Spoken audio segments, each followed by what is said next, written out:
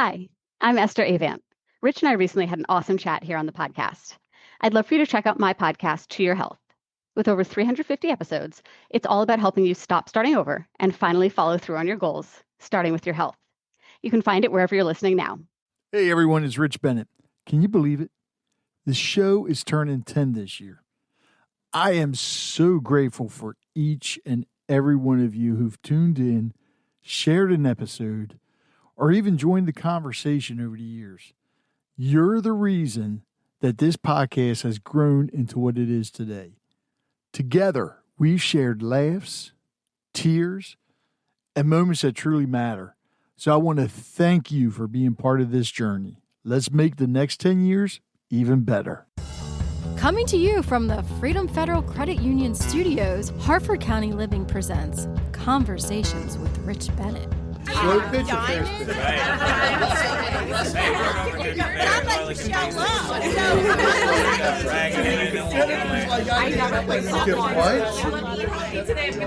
probably the least sexy part of the organization. That's okay. No. The truth is, what if the very thing you struggled with most became the foundation for helping others find their voice? On today's episode of Conversations with Rich Bennett, I'm joined by James Burden, a man who's not just helping people speak more clearly, but more confidently. As a speech language pathologist and the founder of Stuttering Blueprint, James developed the Unstoppable Voice Process, a groundbreaking approach that goes far beyond traditional speech therapy.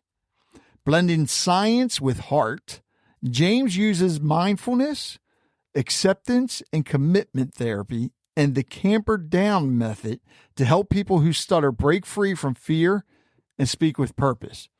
If you've ever felt held back by your voice or doubted the power of your story, and everybody's got a story, this conversation will change the way you think about communication, confidence, and what it really means to be heard. And before I even get into it, I'm going to put a challenge out right now. All of you that do have a stuttering problem, I don't even want to say it's a problem. Any of you out there that do stutter, after you listen to this, and especially if you have James help you out, I want to know if you decide to join Toastmasters. Because I have a funny feeling, and I didn't even ask James this before we started, but I have a funny feeling he's helped people that even have gone on to Toastmasters or even doing TEDx talks or whatever. And he may not know, but I guarantee you take this, you will. So first of all, James, how's it going, man? Oh, that's fantastic. And thank you for such a wonderful introduction. And I love the fact that you corrected when you talked about a stuttering problem and then said it wasn't a problem, because that is part of the message. It certainly feels like one, and it certainly, the lived experience of people who stutter certainly might disagree with it not being a problem. But I think that's why we're having this conversation. Well, people say stuttering is a problem. People say that if you have a lisp, it's a problem. I disagree with both completely. I think some of your greatest people out there have stuttered. The first person I think of all the time is the country singer Mel Tillis. When he spoke, he stuttered like crazy, but when he sang, oh my God, it was amazing. When it comes to lisp, I think of, oh God, I'm probably going to get her name wrong. Renee Paquette, who does a lot of wrestling interviews and everything, and she has a lisp. Some people don't notice it. I notice it, but I think it just makes it more interesting and better to listen to her. That's just me. But, and again, yeah, I don't think stuttering is a problem. I think people need to embrace it, and people can control it or get rid of it. There's a comedian out there. You may know who I'm talking about. A young comedian. I think he was on America's Got Talent. His name is this Lynch. Recent? Drew Lynch. Yeah. Oh, yes. I thought you were going to say Stuttering Joe, but I think that's Drew Lynch. Okay, yeah. Oh, well, I forgot all about him. Yeah, Drew Lynch, because his whole comedy act was about that. But you listen to him now, he speaks a lot better. He must have talked to you or something, because he's speaking a lot better. But anyways, I want to ask you, I want to get right into this. What was the turning point in your own journey that made you realize the traditional approach to stuttering just wasn't enough? Well, first I want to put it out there that I don't identify as a person who stutters. However, I do stutter, and we all stutter sometimes. The difference between someone who usually identifies as someone who stutters is a matter of 1%. If they're stuttering more than 1% of their syllables, those are the people that tend to come in for help. Those are the people who tend to be affected by a lot of the stigma, the negative thought patterns, and all that kind of thing. And when you say I help people improve, I want to be very clear on my position when it comes to stuttering. Okay. I don't consider less stuttering improvement and more stuttering in some way bad. What matters to me and what is the energy and the feeling that people have inside when they express themselves, whether they stutter or not. Because I have worked with people who I have helped them get their speech incredibly fluent, like you'd never know, but they didn't feel authentic. And I've also met and worked with people who have learned to stutter openly and do so with such confidence that their presence is undeniable. And so it's not so much about the output as what's going on inside that matters. Okay. Because it's we were talking before we started, and I was telling you about my buddy who stutters, but we have some of the best conversations, and he does stutter a lot, not as bad as, who's the one you said, Stuttering Joe? Yeah, I think he's a comedian from a while ago. Yeah, but I mean, he like that, right? I mean, really bad stutter. Yeah. Okay. Yeah. My buddy's not like that. But I didn't mean to avoid the question earlier, though. You asked me what the turning point was. Well, the turning point for me was a meeting with a client that I'd worked with 10 years ago. Okay. And he was the example I just gave of someone I had helped speak incredibly smoothly. He did all of the work. He worked on his speech techniques. He got it very smooth. He left me confident. And when I talked to him 10 years later, and I hadn't worked with him or even really talked to him in the intervening time, he looked at me through the screen and he said, James, I don't know what happened. I fell back into old habits. I started to avoid speaking situations. And the more I did that, it just kind of regressed back to the point where I'm kind of where we started. I don't feel confident in my voice. I think about my speech. I avoid words. I do all of the things that I didn't used to do. And what hit me about that is that he almost seemed to be apologizing to me. It had that kind of energy. And what was going on in my head was that I had failed him, not that he had failed me in any way. And when I talked to him about what he didn't like about the old way of doing things, he didn't like doing the practice. And what I kind of felt him saying, and I hope I'm not putting words in his mouth, is that even though he could be fluent, he didn't feel authentic. He was using a technique. Now, some of that technique just work to reduce stuttering when you're not thinking about it, but in the intense experiences, in the job interviews, in the public speaking situations, that's when the pressure's on.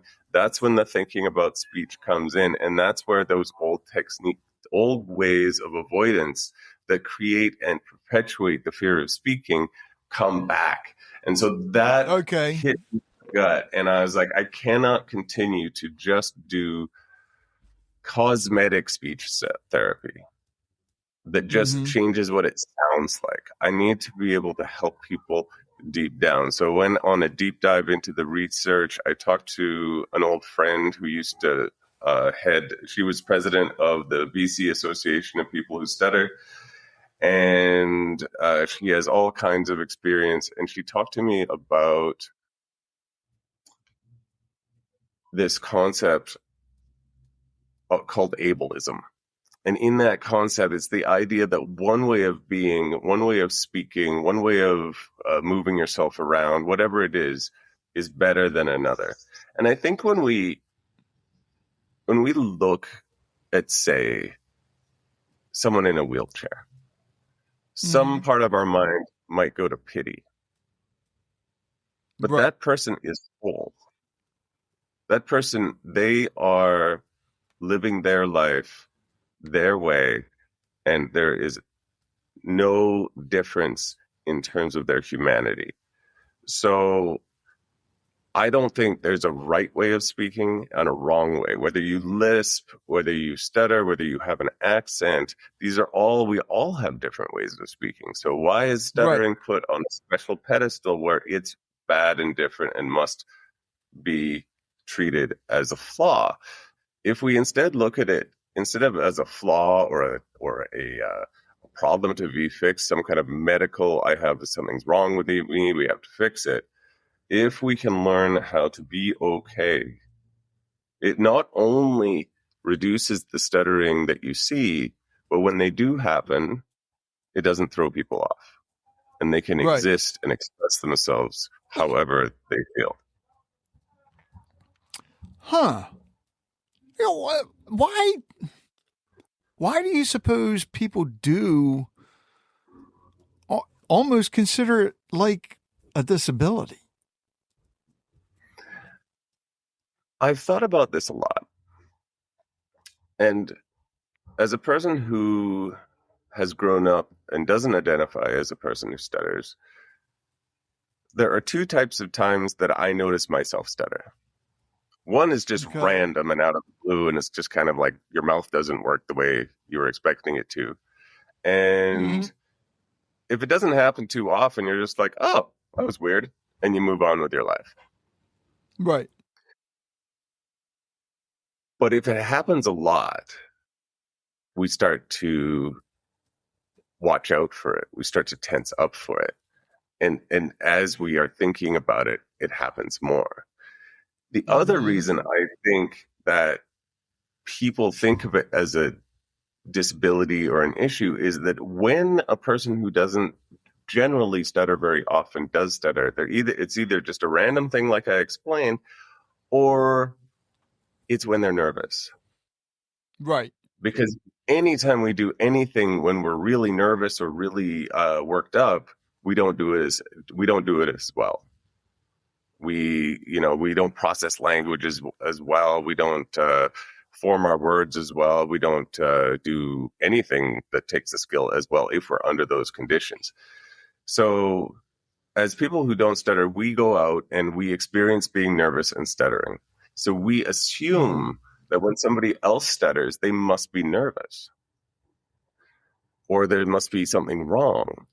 And this assumption leads us to treat them a certain way, maybe a pitying look, you're trying to help them out with like finishing their sentences, which people who stutter do not like, because it again makes them feel like there's something wrong with them, which there isn't. And a little bit of patience will just let that out. But this experience that neurotypical people have of only stuttering when they're nervous and then ascribing nervousness to somebody else basically makes that somewhat come true. Then the person who stutters is like, oh, I stuttered. People are going to think I'm nervous. So now I'm nervous. I don't want to sound nervous. I don't, it gets into this cycle. So Right. awareness is a big part of this as well. Like cultural awareness of stuttering is incredibly important. With the stuff you do, and for those listening, and even myself, because I don't know what they are, can you explain what ACT, acceptance and commitment therapy, is, as well as the Camperdown method? Absolutely. Let's start with Camperdown, because that's what I think people, when they think of speech therapy, they think of working on speech. And Camperdown is a method to do that. It involves slowing down the speech pattern and then speeding it back up and controlling for naturalness. And then you end up speaking in I'm exaggerating now so that you can hear it, but it's a very flowy, connected kind of way of speaking. But if I speed it up a little bit, it sounds pretty much like any kind of normal, typical speech. So that will, for a time, and if you're consistent with practice, it can keep the stuttering more minimal through using a technique. So I use that if someone comes to me and they can't really focus on anything else yet. They're in crisis. They need to just feel a sense of control, and I can give that to them. However, any speech technique, even one as well-researched and science-backed as the Camperdown method, if it doesn't deal with what's underneath the stuttering iceberg, and I'll explain that in a second, if it doesn't deal with the underneath problem, the feeling of being of worrying about the speech, the feeling that I'm not correct if I don't speak a certain way, then eventually, if you try to hold on to that, I call it white knuckle fluency. It's like you're just forcing it, but you still don't feel it underneath. And eventually, people burn out from trying to keep that up. And this is where ACT comes in. So ACT is an offshoot of cognitive behavioral therapy. It came out a little bit later. And this is a bit of an oversimplification, but in cognitive behavioral therapy, one finds the negative thoughts and changes them.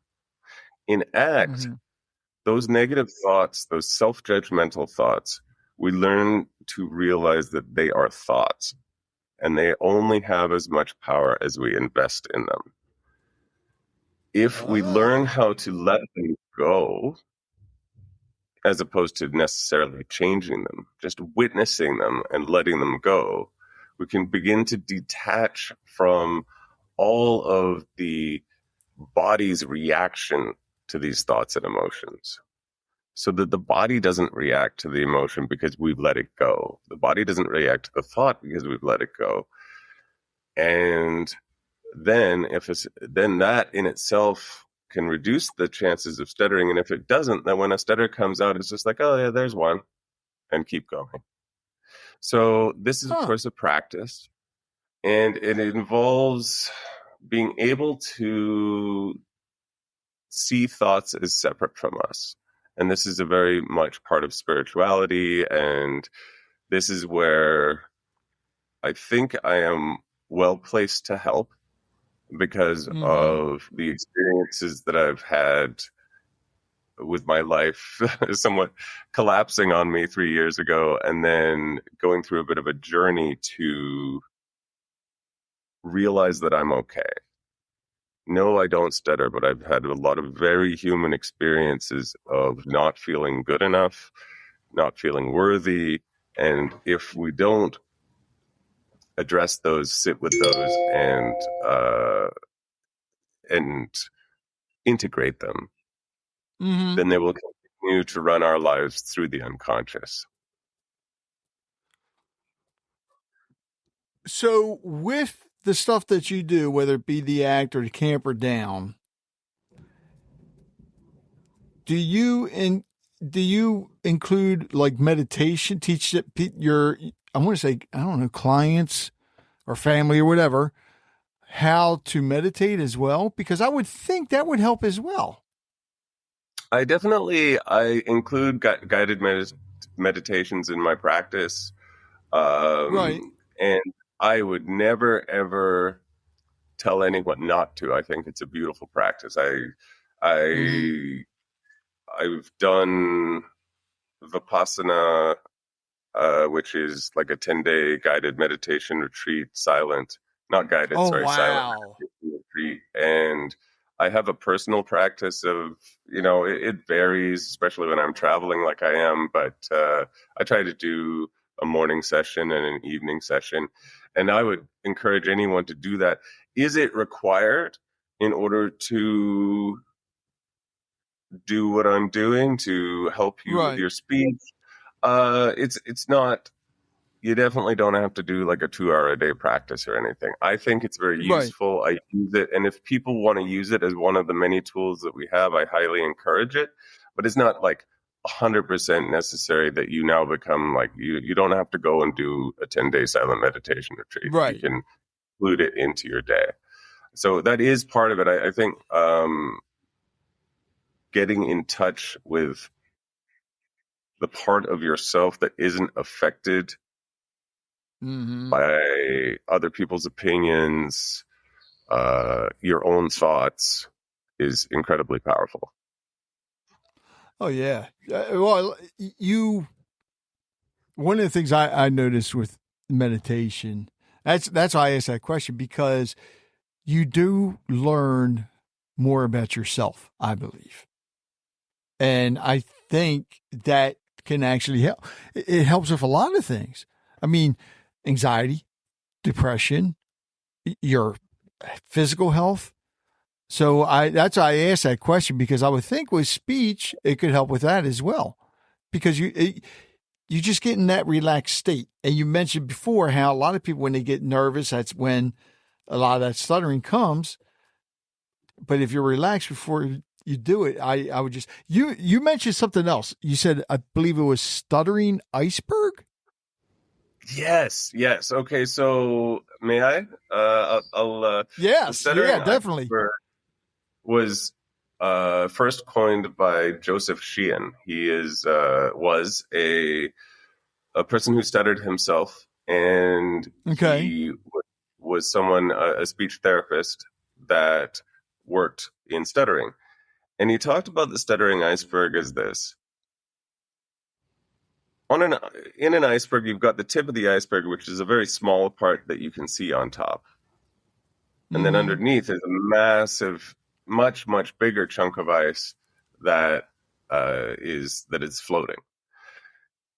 If we look at stuttering in this same lens, the tip of the iceberg is what you see. It's the stuttering. It might be avoidance behaviors. It might be any kind of physical symptom that you see. It's not a symptom because it's not a disease, but any physical or audible stutter that you see is the tip of the iceberg. And underneath that is the thoughts, the feelings, almost always negative. If they weren't negative, they're not really a problem. But there's a lot of negative feelings and a lot of cultural, learned conditioning that tells us we are not good enough if we don't speak without stuttering. There's a lot of that, and people come by it very honestly. Like sometimes it's the bullying and the teasing. Sometimes it's a well-meaning parent who is trying so hard to help their kid not stutter that reinforces the idea that they need to not stutter in order to be good enough. Now, this is not because the parents are mean. They're actually trying to help. But it perpetuates this idea of stuttering as a flaw, of stuttering as a lack, of not being good enough. So if we only work on the tip of the iceberg, we work on the speech, we work on getting you to sound a certain way, you'll see progress, right? That top of the iceberg will get chipped away, but then over time, the rest of the iceberg, the buoyancy of all of that feeling and negative thought, that just rises up and you have a new tip. And it's just like with that client that I went away and came back 10 years later. We worked on the surface, we got it nice and flat, and then it just floated on back up. And so the only way to deal with that hard, cold, tight chunk of ice is to take the whole thing to warmer water and melt it from the bottom. And a supportive environment, a good therapist, whether it's me or somebody else, and in many cases, meeting other people who stutter helps to melt that iceberg, but provides that warm environment, allows the hard, like tight chunks of ice to just release and be let go. And that's how we that's how we really work with people who stutter in the modern way. All right. So these people you work with, do you work with a lot of professional speakers, or, and I mentioned this in the beginning with like the TEDx talks and Toastmasters, have you worked with people that ended up becoming speakers? I've worked with people, and I keep confidentiality still because it's right. Not everyone wants to self-divulge, and I think that's their business. Right. But I've definitely worked with people who have gone on to apply for the job that they didn't think they could ever apply for, to speak at the wedding ceremony that they didn't think they would ever speak at. Not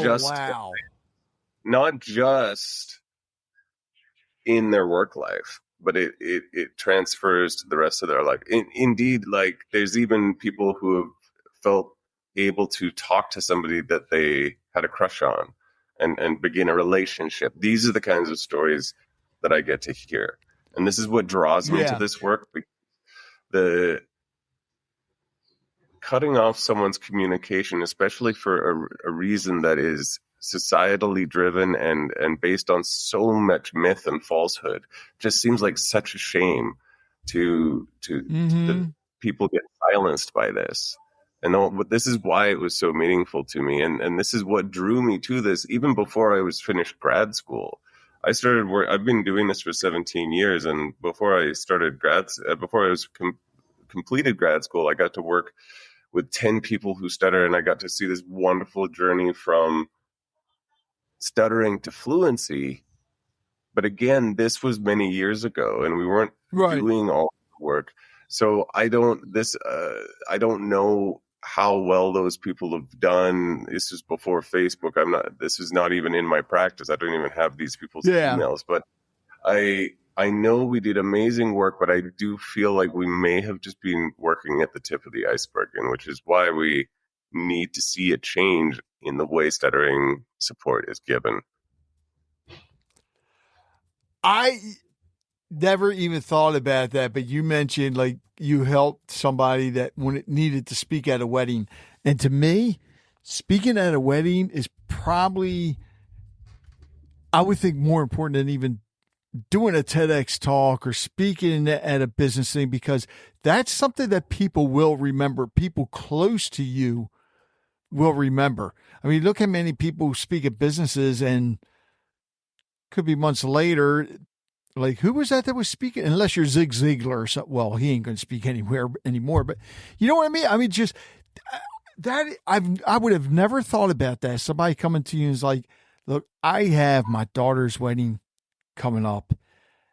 I need your help because I'm afraid to talk. I'm afraid to speak in front of everybody. I never thought about that. So you help people around the world, no matter where they're at, right? Yeah, well, this is the beauty of what's happened since the internet. I mean, being able to connect with people in a way that's private. You know, people don't, especially at the beginning of the journey before they're ready to, when they're still exploring whether they want to own it, whether they want to continue to use speech techniques, because both are fine. Whatever choice people make is I accept. And I think it's beautiful as long as as they want to push themselves out of their comfort zone. And going straight to the wedding speech might be a big jump and we could take our time. Right. But being able to help people do this, and when they do face those fears, and something like the wedding speech is such a catalyst for change. And I'm also lucky to be a part of something called the Stuttering Angel Fund.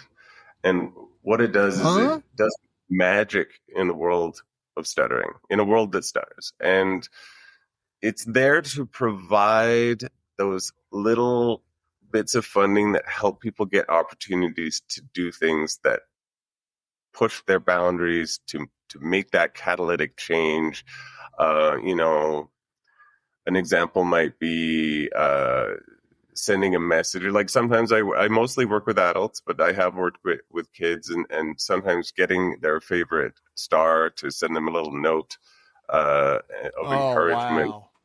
Or, providing funding so that they can go to an event where they're going to speak for the first time. Or it doesn't have to be anything as grand as that, but that's what the Stuttering Angel Fund is for, is just to provide that little bit of money to help people find those catalyst moments that make them know they're okay and move forward.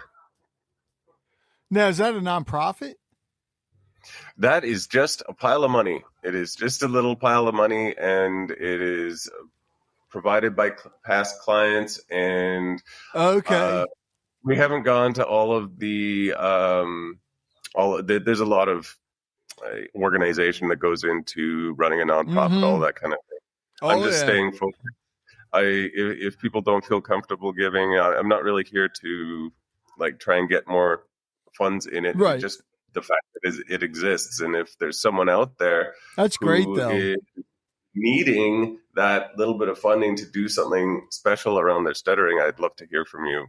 And it's not this big thing. It's just if past clients, and if anyone wants to contribute, we'd take it. But we're not really out there promoting it. That's great though. Together. That's great. All right, so James, one of the things that I love to hear are feel-good stories. So without using any names, can you share a story of a client whose transformation actually still sticks with you today, and what made it so powerful? Wow. Okay, you know what? Because it's happening right now, I've got one really fresh in my mind. So she's been with me for, I guess we're rounding out our second month, and we've been doing quite intensive. And when she started, we were working on speech. She needed to feel in control, and she did. She was she was on it. She did the homework. It wasn't not onerous, just 20 minutes a day, but she stuck to it, and she managed to get her speaking to a level where she's feeling very confident. And the really fun part is that now, that was the first 3 weeks to a month. And now we've been together, and we haven't even talked about the speech technique for the last few sessions. It's all been about melting that iceberg. It's all been about questioning the beliefs, the underlying the myths, the stigma, and we get into it. And she has, I've got to be so careful not to reveal identifying information, but she went out and asked to be put in a position on her sports team that was very, very central to the whole team. And she went out there, she asked for it, she got it, and she's doing it, and she's killing it. Does that involve a ton of speech? No. But she's moved up because she asked, and she didn't have the confidence you to gave her ask the courage. until I didn't give it to her. I was there to help her see it. To help her find it. Yeah. Wow, that's awesome. So, when's the book coming out? The book, I think it's time to write a book. I had a book writing experience recently. I wrote a book. I was flailing around a bit a couple of years ago, didn't know what to do with myself, and I wrote a book on ADHD. But then I realized I should have wrote it on stuttering. But you know what? If I had, it wouldn't be as good as if I wrote one now, because so much has changed in the last few years about the way we approach stuttering, the difference that you can make with this new way. It needed to be written into the book, and I would have missed a lot of it. Also, like, the importance of, for me as a therapist, becoming a better therapist has happened over the last couple years, and a lot of it, I think, is to do with the meditation practice, the looking into myself and realizing that I had been trying to create something to prove something, to prove that I was like, I'm a good therapist and I got this big business and I'm helping all these people. This was coming from a place of proving. And since I've been able to let that go, my therapy's improved, my results have improved, because it's not about me. It's not about a business. It's just about connection. Yeah. One person at a time, doesn't matter. Two people, if groups form, great.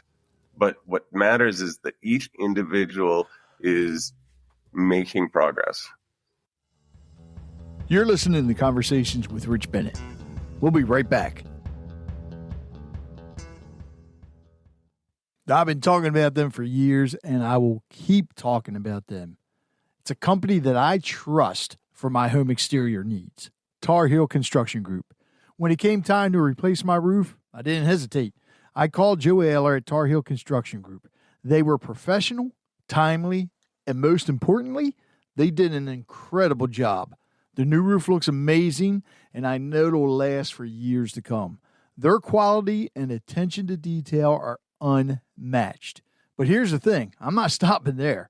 I'm already planning to use them again for my siding and gutters. Why? Because I trust them. Tar Heel Construction Group has earned my loyalty by delivering exactly what they promised. High quality work, excellent communication, and a commitment to customer satisfaction. If you're thinking about tackling any exterior home improvement project, whether it's roofing, siding, or gutters, or even solar, give Tar Heel Construction Group a call. I've used them, and I'll keep recommending them and use them again in the future.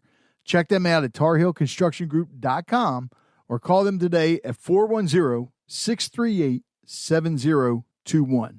You just mentioned groups, and when you said that, it hit me, because I know you have support groups for practically everything out there. Are there support groups for people that have a fear of speaking and stuttering? That you There know of? are. There absolutely. Okay. There's a few of them out there, and Okay. I think that they are brilliant. I mean, it's so great. Right. Anytime you're getting people who stutter together, that's a good thing. That's a step in the right direction. So I'm not criticizing it in any way. I do see, because I'm a member of some of them. Okay. And as a therapist and a person who doesn't stutter, I have to be very careful. This is not a place to go and try and find clients, right? So I have to be careful how I interact. And it's also not a place to say, this is the right way to deal with stuttering and this is the wrong way. So I kind of have to keep my mouth shut, because that's the rules of these Facebook groups. But I see a lot of misinformation out there still about, and a lot of people still searching in vain for a cure to something that's not a disease. And a lot of people reinforcing through their own lived experience, which it can be incredibly tough as a person who stutters. And there's a lot of trauma out there. And I do see that sometimes these support groups, even as they provide a wonderful place for camaraderie and solidarity, they also sometimes reinforce some of the negativity around stuttering that people have internalized. So I have great respect for it. So just, if you're going to go out, I'm going to speak to your audience for a second. Sure. If you're going to go out and join one of these groups, please, by all means, do so, but consume carefully. Don't necessarily take someone's opinion as fact. And you're going to get a lot of opinions. And I'm not saying I'm right and everybody else is wrong, but you're going to get a lot of differing opinions. So it's important to check your facts. Use ChatGPT, like do some research, because if you reinforce some of these negative beliefs in yourself, it can actually make things harder. Yeah. I'm glad you mentioned something there. You said it's not a disease, and I'm glad you said that. However, can you tell us what are some of the biggest, when it comes to stuttering, some of the biggest misconceptions and myths that people have? Well, the big one is the nervousness one, that we talked about a little bit earlier, assuming someone who stutters is nervous. People think that people who stutter are less intelligent. This is also this is completely unproven. In fact, if anything, there was a study that showed people who stutter were more intelligent. It didn't get like by about a standard deviation, which is like about 12-13% it was. It didn't get replicated. I wouldn't go around saying that people who stutter are smarter, but there does seem to be, if it's going in any direction, it's going towards more intelligent, not less. So that is a big myth that needs to be understood. The idea that something is wrong with you in the first place. We look at it through a medical model. We still look at it, for the most part, I think the world still looks at it as, oh, there's a problem and what's the solution, and make the outside appearance of stuttering go away and everything will be fixed. This is a completely backwards model. It is, I think that there are some, I'm not an expert on medication for this kind of thing. There are some that might help, but if you don't do the inner work, it won't be gone. And it'll never be, it's not something that we try to cure, although many people do move past it. Well, by which I mean that they don't really have to think about it very much anymore. And it doesn't really affect their lives very much anymore. That can happen, but it doesn't mean that it's gone completely. It's still a part of them, but they've learned to let it go. Those are the people that I see having the most success. All right, I got a really deep question for you. This may require a little bit of thinking. You ready for this? I'm ready.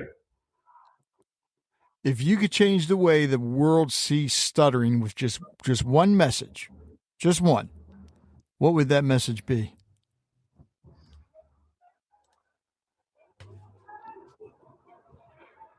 I want people to look at stuttering with the same kind of benign attitude that they look at left-handedness. And we remember, it's not that long ago, our grandparents, even and maybe even some parents still remember that if you were in school and you used your left hand, you were taught that you had to write with your right. Some people, there were even barbaric practices where they would like tie the left hand down and all this kind of thing. And that was not that long ago. And now we look at people who are left-handed and we think absolutely nothing of it. Nothing. Right. It's just a thing. Who cares? And this is the same way I would love for people to view stuttering. It's just that some people do this. It's nothing. And when you know that on the inside, many people ask me, like, how do I interact with someone who stutters? I don't want, I know not to finish the sentences, but like, should I say something? But if you know inside that is just nothing, it's no more big a deal than being left-handed, then you don't have to worry about how do you act in front of a left-handed person? No different than you act in front of anybody else. Right? This is where I would love to see the world go. I mean, if you're talking to somebody that's stuttering, accept it and just sometimes you may have to take your time and listen, but let them finish what they're saying. And enjoy the conversation, because, and I'm sure this helps too, or you may see it. If you make that person feel more comfortable and you're enjoying that conversation, correct me if I'm wrong, but won't you see that stuttering slowly dwindle during that conversation? For the most part, Yeah. I mean, my client that I was just talking to you about, the one that I'm working with now, and she's making all this progress. We have entire conversations, like for an hour, where I don't hear a single stutter, and I swear that she hasn't thought about it the whole time. Now, I must admit, she probably doesn't even realize it, does she? No, she's not even thinking about it. Now, also, there is a bit of a therapist effect. She's very, very, very comfortable with me. We've known each other for a while, and this is our subject. So talking about it doesn't bring up things.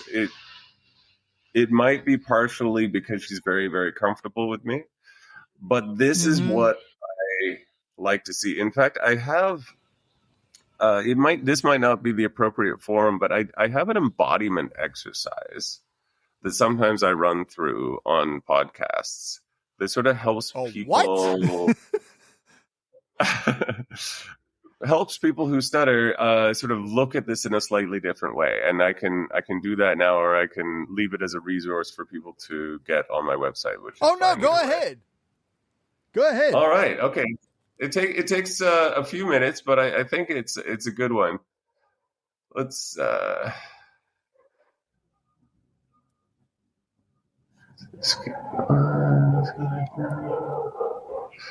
okay. You ready? So this is an exercise that I developed with a coach that I worked with myself for a little while. Her name's Alyssa DeCaro, and she does the ground core confidence approach. So what I want you to do, if you're not driving or doing anything like that, if you're listening, you can stop the car or just stop for a minute, take a comfortable position, and begin by closing your eyes.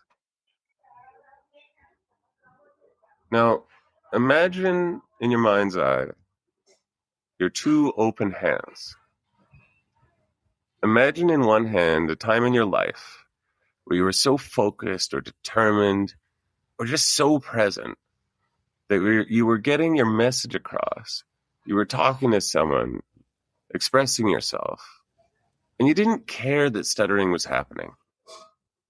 Maybe you were angry or you were emotional, or something was happening where you were just so determined to get your message across to this person that stuttering was happening and you didn't even care. So remember that and hold that in one hand.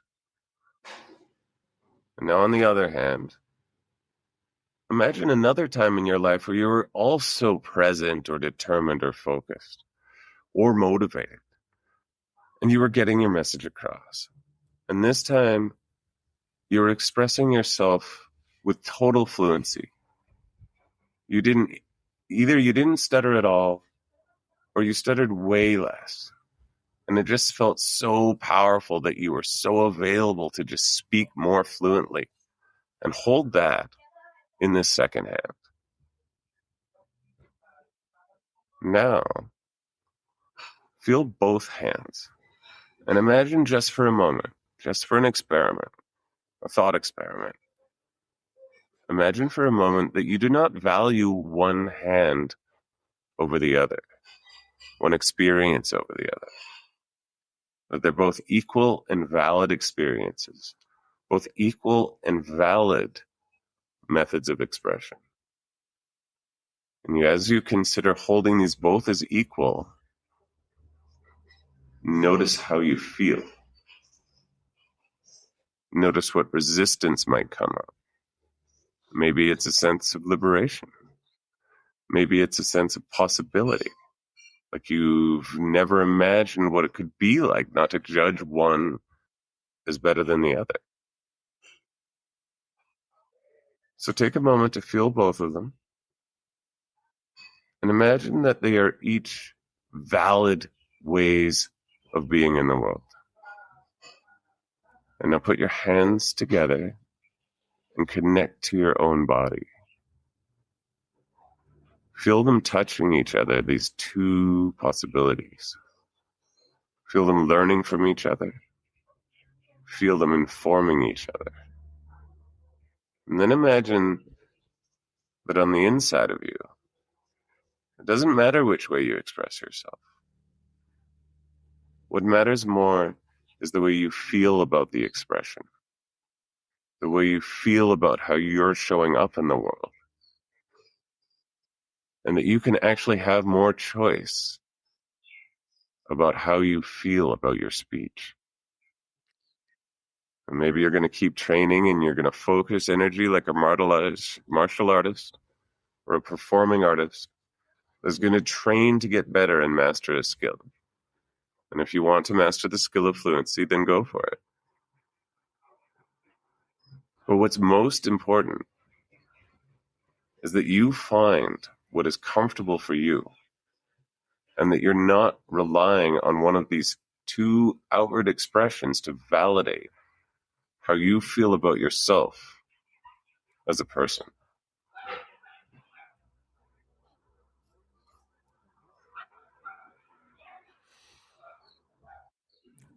Wow.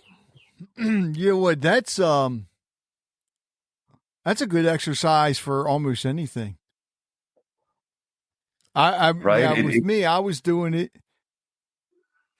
Yeah, I mean, I was thinking of, because before I was doing this, before I got into radio, I was very shy. I didn't like talking in front of people. And there's still times I'll clamor up. And I just did that, and it's like, I've never had this, almost like a sense of relief coming from my gut. Nice. Excellent. So your embodiment one of the things I learned from Alyssa, my coach, my speaking coach, because before I started doing these podcasts, I decided to brush up on my public speaking, and she helped me a great deal. And this grounding exercise, or one similar to this one, is what I do before each podcast. And it just helps me feel grounded. And I love the fact that you said you felt it in your stomach, because feeling your body sensations and being aware of body sensations is a huge part of staying grounded and feeling confident in the way we speak. And Alyssa's been great help to me. And this is the kind of thing that once people have come to terms with their stutter on the inside, they're free to try all of these things that they might have held themselves back from. I think you mentioned someone you knew that was not sure if they wanted to do a podcast because of speaking, right? And the speaking piece, and these, with practice, these kinds of exercises are how we can come to these things and express our authentic selves. Well, yeah, thank you for sharing that, because now this is a new exercise that I'm going to add to my routine. Because, it's weird. Getting on podcasts is one thing. Public speaking to me is still kind of hard. Even though I'm in on different boards, I'm president of the Lions Club and all that. And I do have to get up and speak sometimes. I MC a lot of events. But this, that felt good. I'm so glad you enjoyed it. Those are the types of things that can really make a difference. You know what? Speaking of feeling good, I got to ask you this. You mentioned that 10-day retreat, the meditation retreat. How did you find out about that, and how was it? Where was it at? I just love meditating. It helped with my anxiety and depression big time, and weight loss as well. It seems to be some kind of a cure-all. I honestly think that something like Vipassana, though, could definitely help someone who stutters, or anyone really. Right. How I discovered it is, when I first started this whole thing, I moved to Mexico just for a little vacation to get away and start working on everything. And I met my friend Matt, and he has been a huge influence on my life. I started meditating with him. It went from like a once in a while practice to like a pretty steady practice. And he, many years ago, started this thing called karma flights in Nepal. And he said, you should go to Nepal, volunteer with karma flights, and go do Vipassana. And I'm like, okay, I'm going to do it. So what Vipassana is it's a method that was taken down for many centuries. And they say it was one of the original teachings of the Buddha, of Siddhartha, the original Buddha, the one that everyone talks about being Buddha. And it was kept by monks in Myanmar for centuries. And then it was reintroduced back to India, where it came from, by a man named Goenka. And what it's about is you sit in silence and receive very little instruction except for where to place your attention. And you do this for 10 days. Mm-hmm. And let me tell you, when I first signed up, I thought, how am I going to do this? This is impossible. There's no way I'm going to be able to handle this. And then I got in there and I was nervous to be there. And you agree to stay for the 10 days. It's not like they don't stop you from leaving, but they'll try and talk you out of it, because it's like leaving halfway through an operation. You're doing like a spiritual operation, basically, and you're releasing a lot of negativity that you've been carrying for many years. Getting rid of a lot of toxins. Exactly. And I felt after the day 1, day 3, and day 5 were really tough. I was thinking, can't do this anymore. And then I got into this place after about day 5. The last 5 days were really, I loved it. I almost didn't want to leave after the 10 days. I felt so clear, so calm, so grounded. And that has influenced me hugely. I'm going to be going back again in October. I'm going to do this on a yearly basis now. So 10 days a year to take out to just concentrate on this. Again, this is not something that's required by my program in any way, but it is a very moving experience for me. And I've gone on to continue that in my travels through Nepal and India, Mexico, and now I'm in Peru, and seeking out different spiritual teachers and getting into it, really doing the work. And I think maybe it's something to do with my age and having had my life crumble around me before this. Like I had this almost feels like another life now, but I went through a divorce 3 years ago. I got a brain tumor. I had to go to hospital and have it removed. And once I healed, I set off on this journey through all of these countries. Sometimes it seems almost a little cheesy, going on the Eat, Pray, Love tour kind of a thing. But despite its cliche, it was an incredible experience, and is still an incredible experience.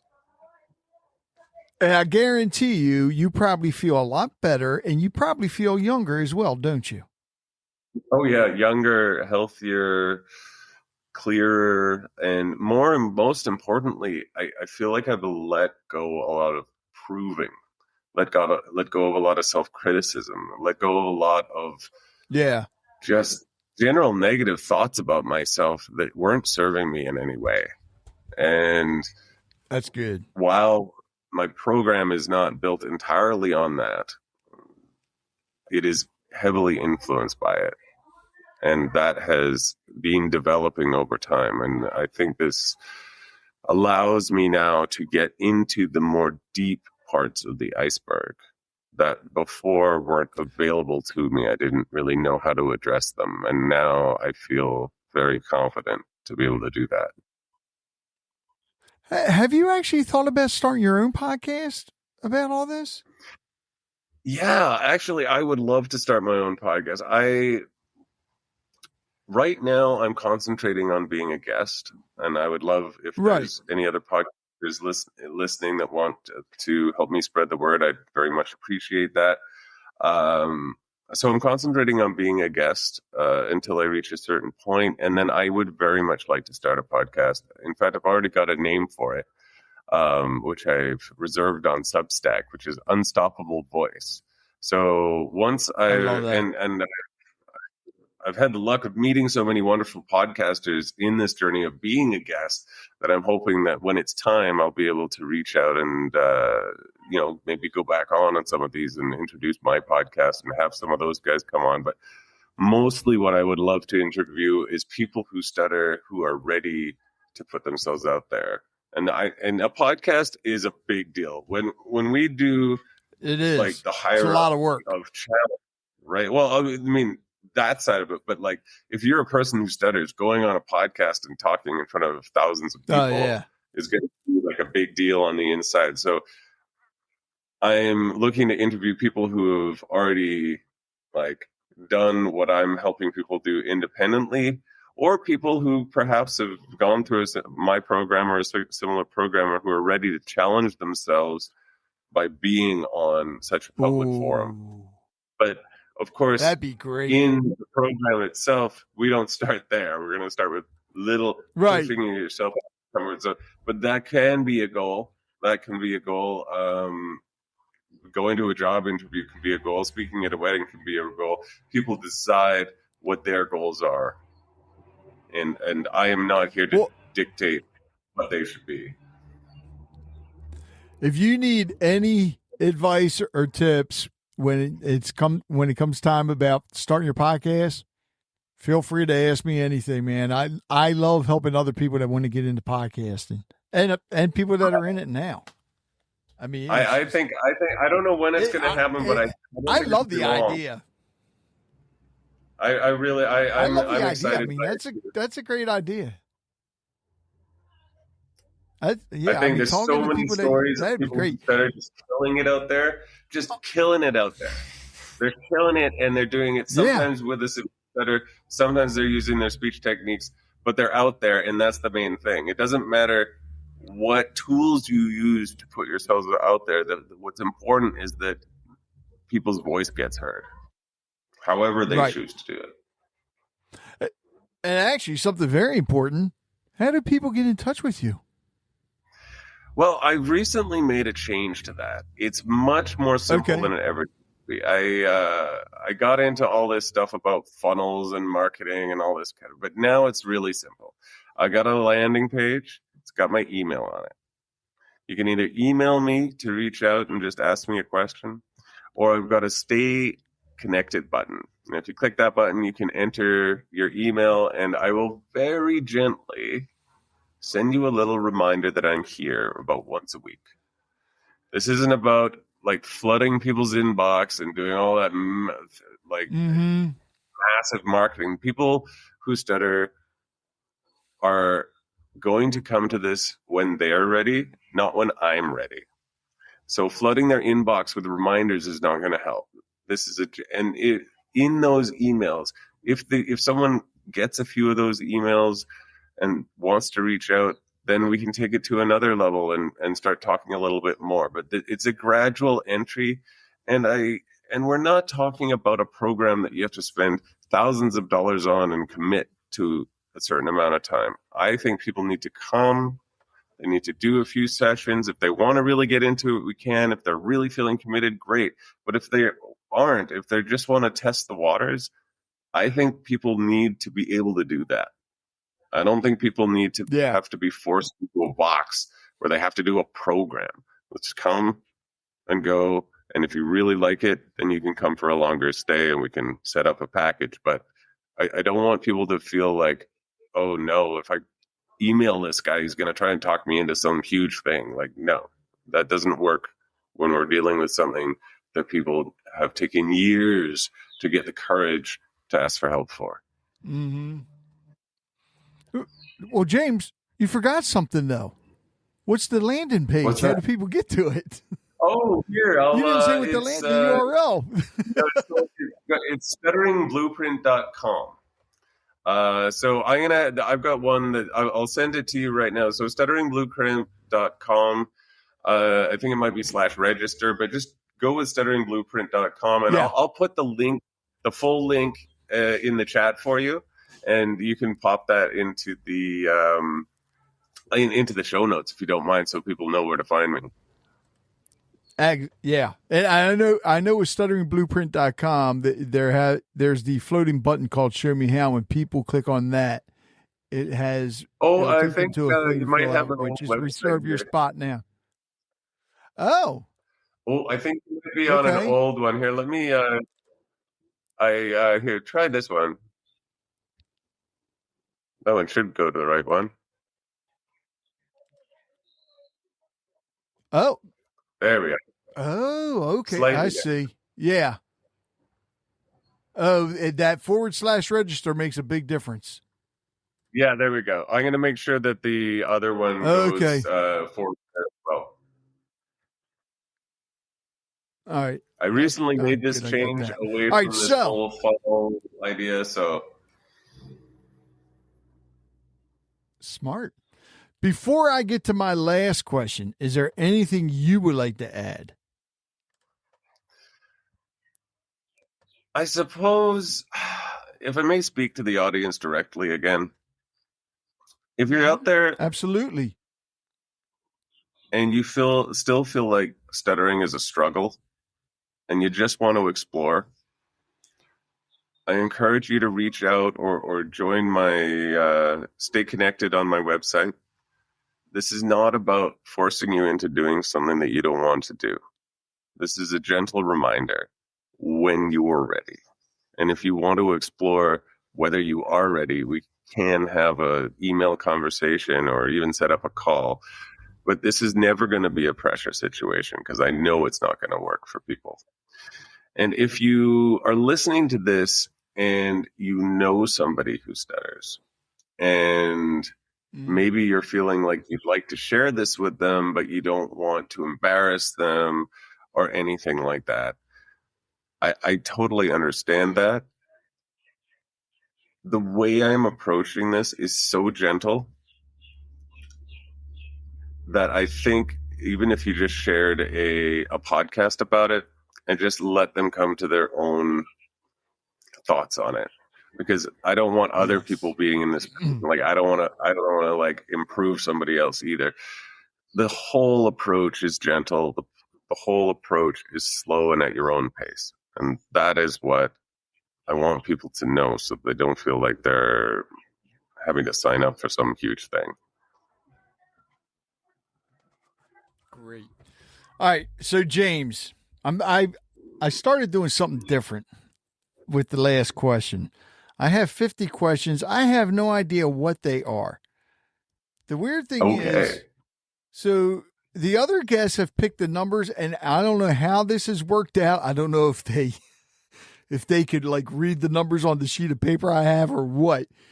But the questions have aligned, or the question had aligned with what we were talking about. So I'm going to see if this happens with you as well. So pick a number between 1 and 50. Sorry, you cut out for a second. Between 1 and 50. 1 and 50. Okay, as soon as you started talking about this, the number 7 popped into my head like super strong. So I'm just super curious to see what 7 is. Oh, actually, this is a good question. What's a small act of kindness you witnessed or experienced that profoundly impacted you?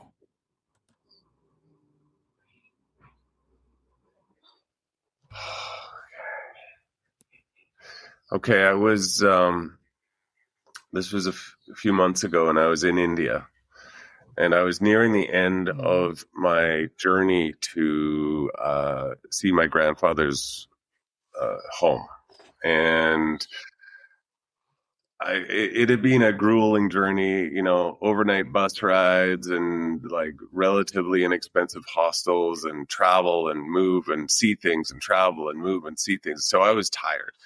And this one day I was feeling very lost. I didn't know if I was going the right direction. And I had my big heavy backpack on, and I saw these guys all dressed in their sort of robes, and they were all going somewhere. And they all looked like they were going somewhere to do something like a spiritual, like going to a temple. So I followed them, and I started talking to these guys in their limited English and me having none of the Indian languages. And they invited me along, and I followed them, and we stopped at this temple, and they had their meeting, and then they were going to the next temple, the bigger temple. And I was following them, and I had my big, super heavy backpack on, and they were walking, and eventually I just couldn't keep up. I kept walking and walking and walking and walking, and I'd walked so far with this bag, and I was absolutely exhausted, and I didn't know where they were. Eventually, I just stuck my thumb out. And this guy comes and stops, and he picks me up, and he takes me to the next town, and it turns out in the conversation that he's a taxi driver. And you always, when you're traveling, you got to like negotiate the taxi price before you get to the destination, or it's going to be 4 or 5 times as much. But he wasn't picking me up. He wasn't, because you got to negotiate. They're just going to say any price they want. And if you didn't negotiate it, then you got to pay because you didn't know. I mean, this is how negotiating taxis works in a lot of countries.